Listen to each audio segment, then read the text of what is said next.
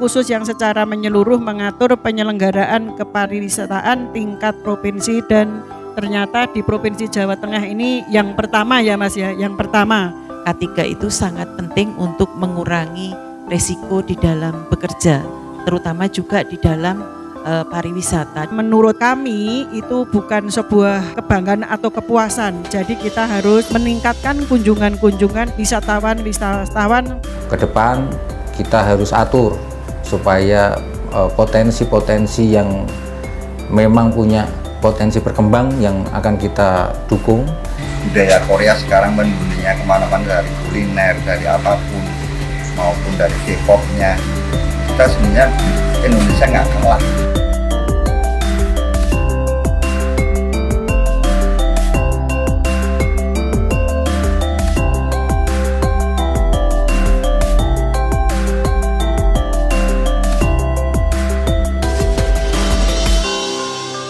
Jawa Tengah memiliki daya tarik wisata yang kaya dengan 1.218 objek wisata termasuk wisata alam, budaya, dan buatan. Sektor kepariwisataan merupakan salah satu penopang ekonomi daerah Jawa Tengah, dan khususnya tentunya untuk mempromosikan ya kepariwisataan ini tentu ada kaitannya dengan berbagai sektor UMKM, kemudian semua sektor yang ada di Jawa Tengah itu harus dipamerkan ke seluruh atau ke mancanegara. Provinsi Jawa Tengah merupakan salah satu destinasi wisata unggulan di Indonesia yang memiliki kekayaan budaya, keindahan alam, serta keragaman tradisi yang masih terjaga. Sebagai bagian dari upaya pengembangan sektor pariwisata yang terarah dan berkelanjutan, Jawa Tengah tidak hanya sekedar dengan kekayaan budaya yang luar biasa, tetapi juga menjadi sebuah ruang destinasi yang memiliki cerita, nilai, dan identitas yang kuat.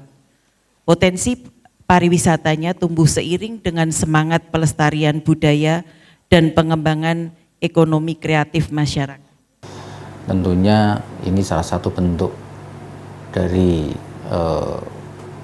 penyerapan aspirasi di daerah, di semua wilayah di Jawa Tengah, yang mana kita di Jawa Tengah memiliki 1.218 destinasi wisata, meliputi destinasi alam, buatan, dan budaya. Dan dari 1.218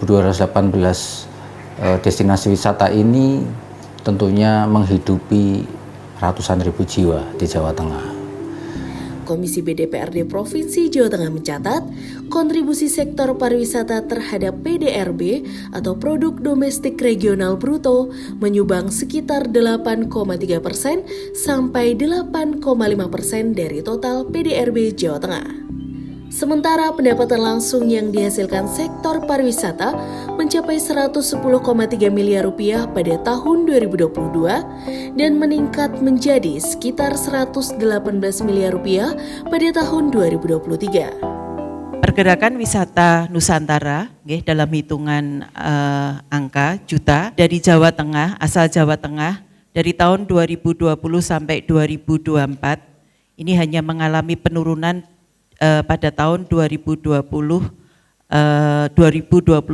ke 2022.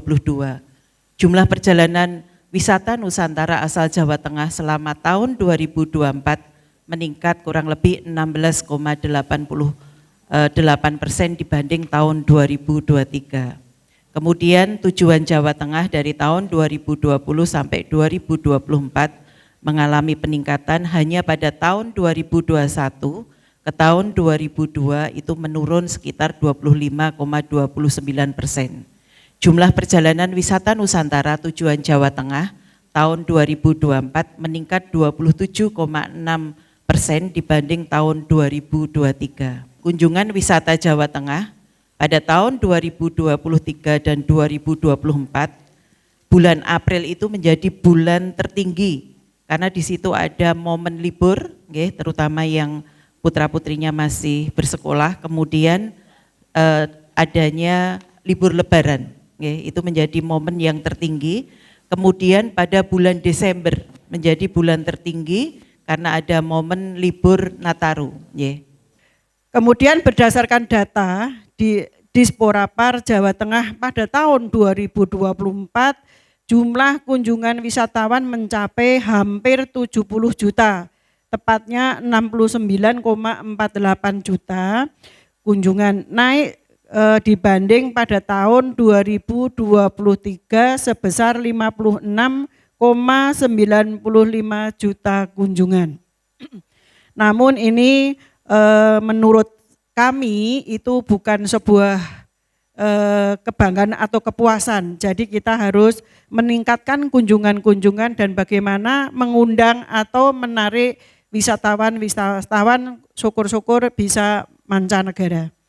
Kemudian tren positif ini menunjukkan bahwa pariwisata memiliki dampak langsung terhadap PAD atau pendapatan asli daerah dan lapangan kerja.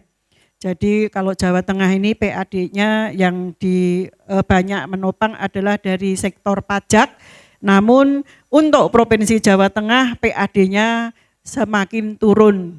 Jadi mau tidak mau kita harus meningkatkan dari sektor selain pajak agar PAD ini bisa menutup pengeluaran atau belanja-belanja pemerintah provinsi. Soal ketenaga kerjaan, pada 2023 tercatat dari 1.218 objek wisata mampu menyerap 23.400 pekerja.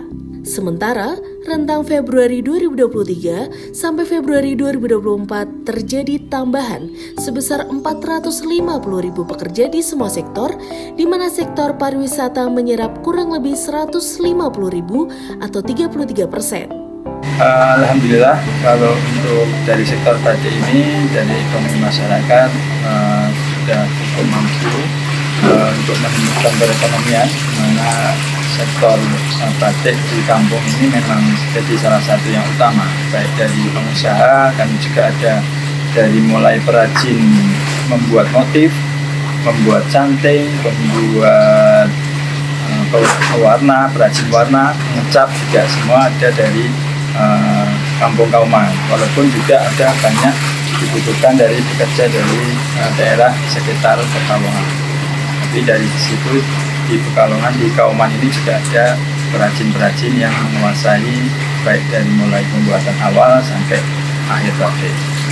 Dan yang kami harapkan juga sebenarnya masyarakat di Kauman ini juga punya dampak yang lebih positif lagi dari adanya kampung wisata itu sendiri. Mungkin wacana kami akan membuat semacam souvenir oleh-oleh ataupun makanan khas Kampung Batik Kauman yang nantinya bisa menjadi dikaryakan untuk warga lain yang di luar sektor batik. Jadi warga yang di luar sektor batik pun bisa merasakan manfaat dengan adanya kampung wisata batik ini. Kalau itu alhamdulillah Pak, dengan adanya objek wisata Puji, terus berkembangnya objek wisata Puji, ya kita nggak nutup kemungkinan atau kita nggak bisa mengelak bahwa itu sumber dari penghasilan kita Pak. Dari sekarang bukan 2 desa lagi Pak, berarti menyebar, berarti orang usaha kemanapun, ada yang dari Jakarta, ada yang dari Surabaya pun, Bandung juga ikut mengait rezeki di wisata Puji. Melihat kondisi itu, Komisi B DPRD Provinsi Jawa Tengah memprakarsai raperda tentang penyelenggaraan kepariwisataan karena dinilai perlu ada payung hukum dalam penyelenggaraan kepariwisataan mengingat potensi sektor pariwisata di Provinsi Jawa Tengah yang tinggi. Dari situlah dibutuhkan penyelenggaraan kepariwisataan yang bermanfaat bagi masyarakat, salah satunya dengan penyusunan raperda sebagai regulasi kebijakan. Dengan menghadapi situasi saat ini, pasca pandemi hingga saat ini yang secara keseluruhan, baik nasional maupun dunia, ekonomi masih belum pulih.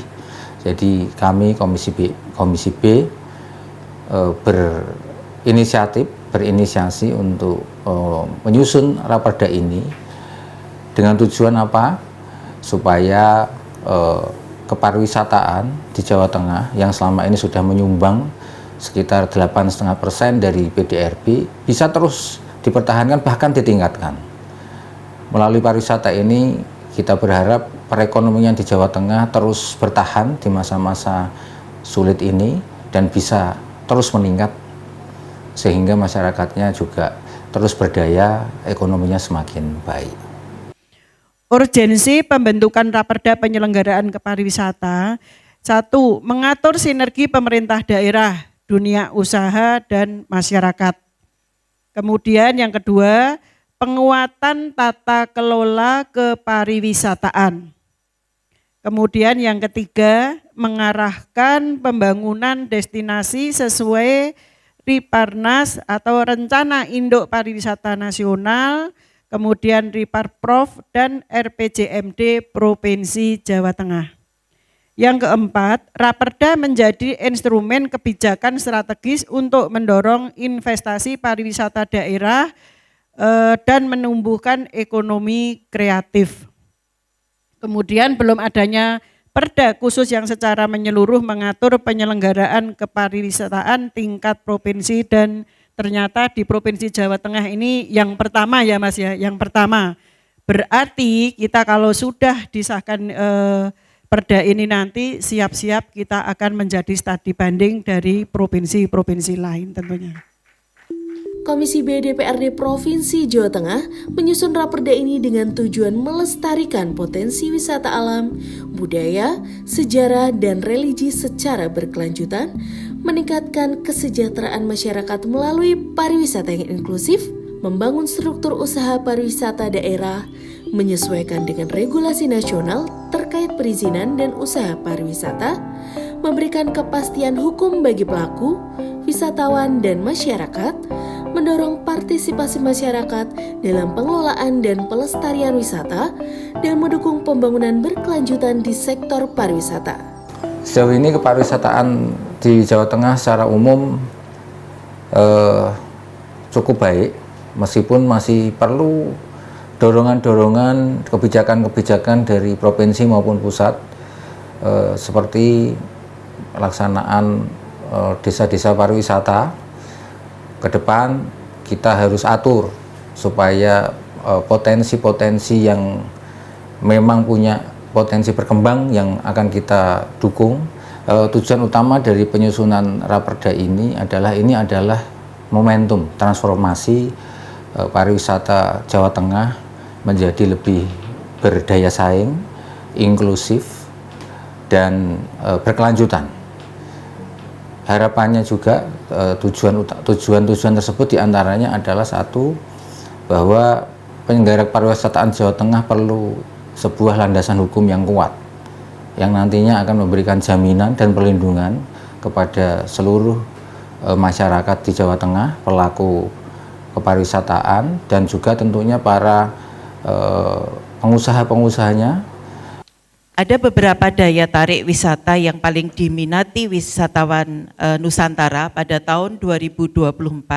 Yang pertama yang sekarang ada di Kota Solo itu Masjid Syekh Yayid ya, yang Bapak Ibu mungkin sudah tindak ke sana. Kemudian Kota Lama Semarang, Candi Prambanan, Makam Sunan Kudus, Masjid Agung Demak, kemudian Gor Satria, Makam Sunan Kalijaga, kawasan wisata dataran tinggi Dieng Banjarnegara, Candi Borobudur, kemudian ada Pantai Marina. Kemudian 10 daya tarik wisata paling diminati Wisman pada tahun 2024 itu ada Candi Borobudur, Candi Prambanan, Candi Mendut, Putuk Setumbu, Bukit Rema, Pulau Karimun Jawa, Gedung Lawang Sewu, Pura Mangkunegaran, Kota Lama Semarang. Kemudian Raperda penyelenggaraan kepariwisataan tujuannya yaitu meningkatkan perubahan ekonomi dan kesejahteraan rakyat. Yang B, memperkuat identitas negara melalui upaya menanamkan nilai-nilai Pancasila, budaya, dan kemaritiman. Kemudian yang C, mengembangkan warisan budaya dan mengangkat kearifan lokal. Kemudian membangun dan mengembangkan destinasi pariwisata yang berkualitas serta berkelanjutan. Kemudian menjadikan pariwisata lebih berkualitas dengan mengembangkan inovasi dan menggunakan transformasi digital di bidang pariwisata. Kemudian F, meningkatkan daya saing pariwisata. Kemudian G, menciptakan lapangan pekerjaan. Kemudian H, memupuk rasa cinta tanah air dengan meningkatkan citra bangsa. I, memanfaatkan potensi untuk pariwisata untuk melindungi warisan budaya dan alam dan untuk mendukung masyarakat baik secara ekonomi maupun sosial. Perkembangan di objek wisata Guci dibilang itu naik mulai tahun 2015. Dalam arti 2013 itu sudah mulai pihak ketiga atau investor itu datang. Yang pertama itu di Guci. Guci itu pertama, investor yang pertama datang di Guci itu namanya Guci. Terus berkembangnya itu wisata, terus lambat laun itu ada lagi, terus yang di Sangkita, terus ada lagi yang di wahana spot selfie kayak di Korondil, terus ada lagi yang di Guci Forest. Cuman kalau untuk yang paling lama sih pertama ada itu yang dulu namanya Duta Wisata atau Duatang. Sekarang udah ganti nama, namanya Hotel Heritage, yang ganti nama aja seperti itu. Ya kalau untuk kendala ya kita banyak Pak, apalagi wisata kami ini berdiri di tengah-tengah 2 desa Pak.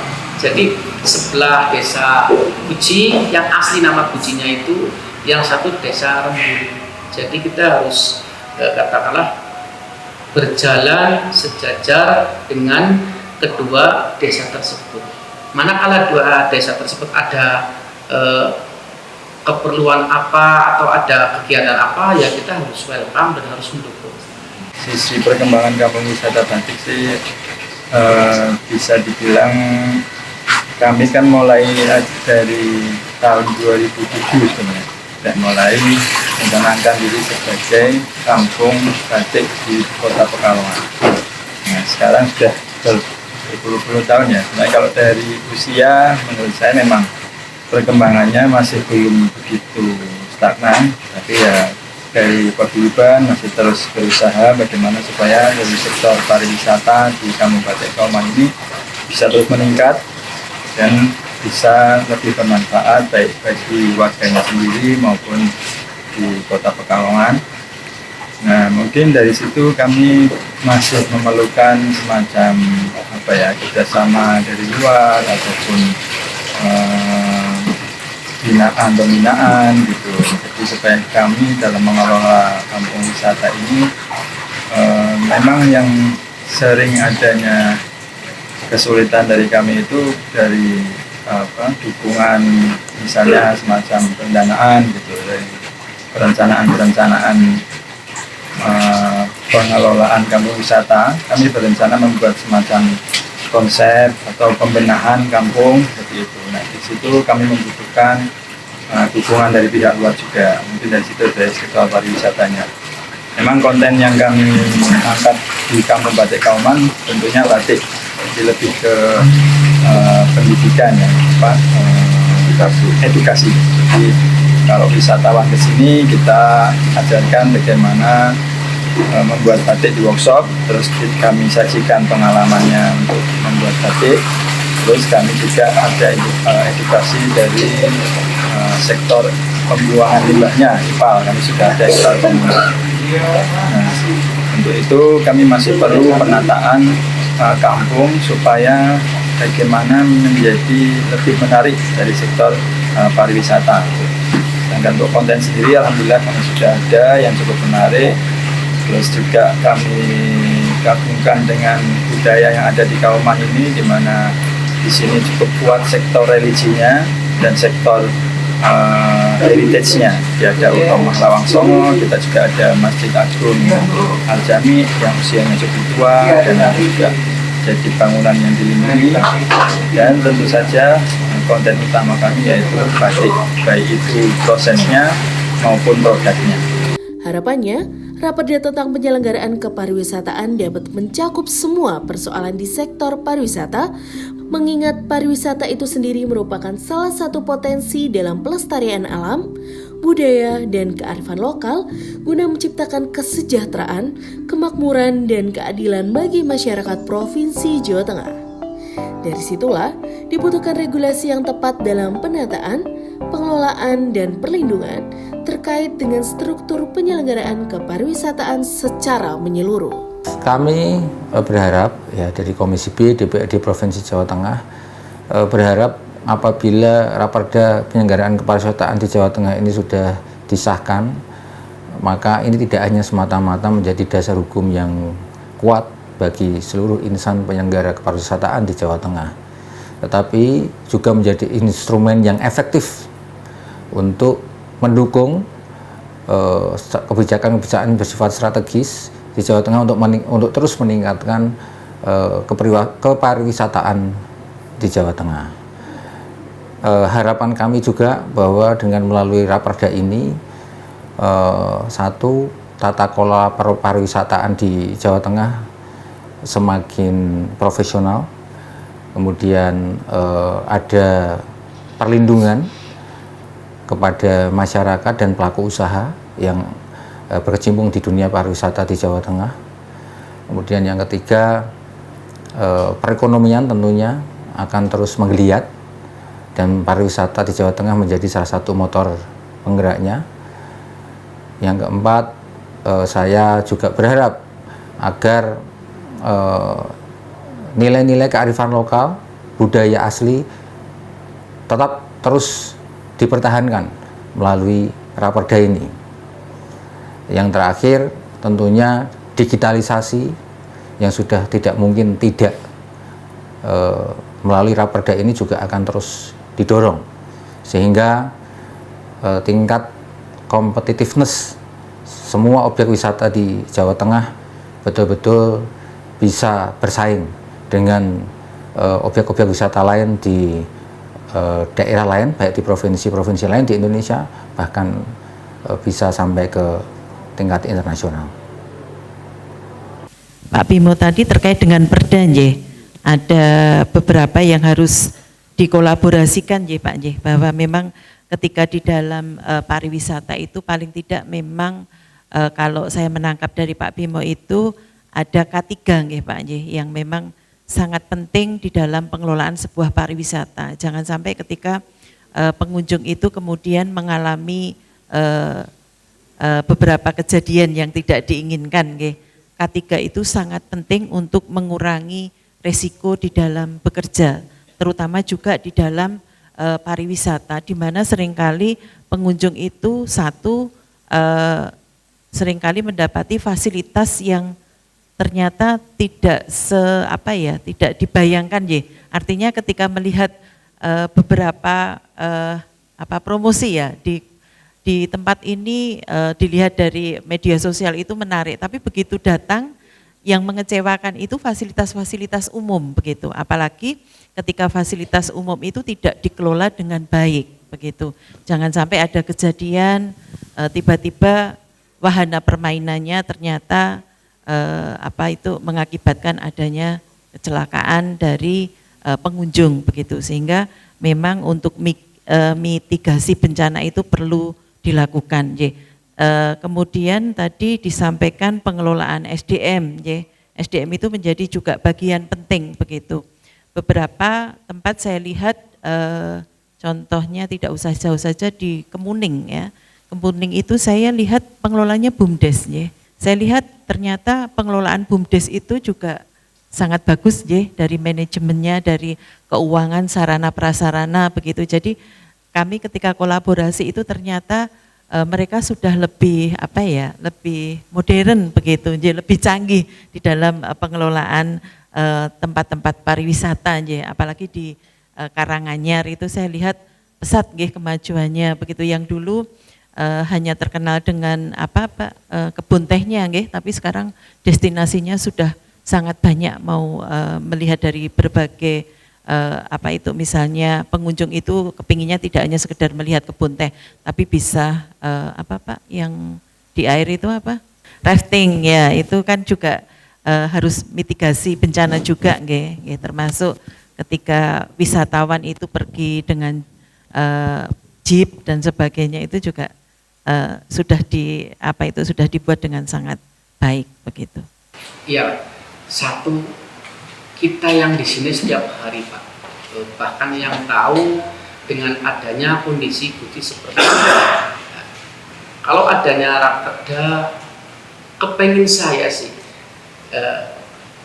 kita ditambah fasilitas, karena itu juga bukan buat untuk kita tapi untuk pengunjung. Manakala pengunjung di sini bayar tiket, cuma kan di dalamnya banyak fasilitasnya, jadi kita nggak terlalu banyak komplain dari pengunjung. Terus yang keduanya mengenai tentang adanya pembangunan yang dari dinas ke objek wisata Guci ini, kita kepengin saya sih kita dicek dulu kebutuhan yang mana yang harus yang harus dilaksanakan dulu seperti itu Pak. Jadi jangan asal ngasih proyek di sini, ngasih bangun di sini, tapi kadang nggak sesuai dengan keinginan dan kebutuhan. Oh, berarti harus ada cek dulu Pak. Kalau kita lokasi ini butuh butuh WC umum atau perlu tempat buat istirahat kan kayak gitu. Berarti lebih ke sarana prasarana pariwisatanya. Itu yang kami harapkan seperti itu. Tapi kan ngomong dulu gitu Pak ya, apa yang dibutuhkan setiap sini. Iya betul. Tidak langsung serta-merta Iya. dikasih bantuan, dikasih apa? Iya, kita langsung kayak anggaran kayak gitu kan. Mungkin kan kita lebih mementingkan yang kita butuhkan.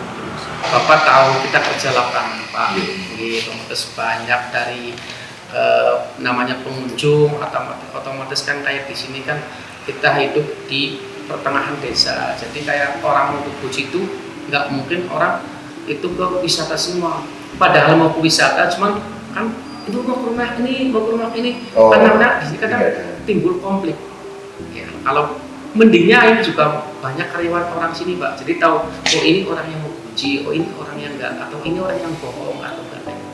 Oh, berarti lebih ke keterlibatan masyarakat. Betul. Kalau untuk penataannya kita mungkin dengan adanya seperti Guci Rame seperti ini kan karena pihak ketiga masuk atau invest masuk. Kalau ya jadi kan tahu kan kalau kita mengandalkan dari PAG, mengandalkan dari dinas itu juga nggak mungkin bisa membangun banyak wahana seperti ini. Karena kita basisnya ekonomi budaya ya. Selama ini pariwisata sering mengangkat alam, lupa akan budayanya, padahal budaya kita itu layak dijual. Semisal kita contoh dari Korea, budaya Korea sekarang mendunia kemana-mana, dari kuliner, dari apapun itu menguasai dunia, maupun dari K-popnya. Kita sebenarnya Indonesia nggak kalah akan budaya itu, yang perlu diangkat bersama-sama, digabungkan menjadi satu. Itu yang mungkin masukan dari saya itu aja sih, budayanya. Karena selama ini pariwisata lebih ke alam, kunjungan kemana gitu. Tapi nilai budaya ini sebenarnya peminat terbesar untuk wisatawan asing untuk datang ke daerah kita.